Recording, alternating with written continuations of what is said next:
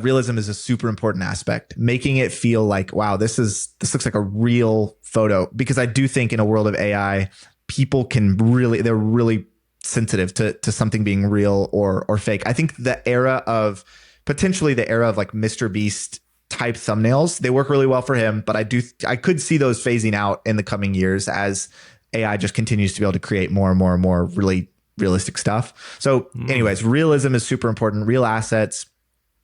And then the second is, I got this from Ryan Trahan. It's subtle tension. It's something I learned from him, and he does really well in all of his thumbnails. And it's basically this idea that we're trying to create some sort of internal like tension in the image itself that makes it feel like, oh, I'm looking at this and there's just like one or two things that are making me almost uncomfortable. Like there's a tension in it, and they don't have to be crazy. And a lot of people overdo this, and subtle is the key word. Like subtlety is super crucial there for us in our thumbnails.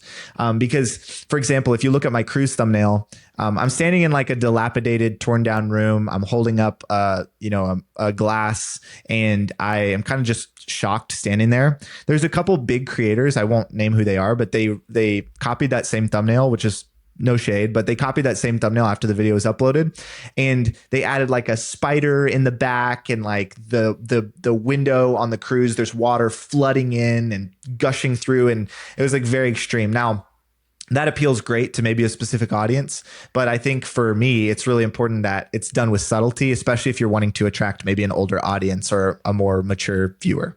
So that's the second. The third is simplicity. Less is more. If you look at like the top performing videos on my channel, simplicity is a super key component. I've made some really fun thumbnails that are like really extravagant, out there, detailed, that end up being, they end up losing in the split test every time. And I'm like, dang,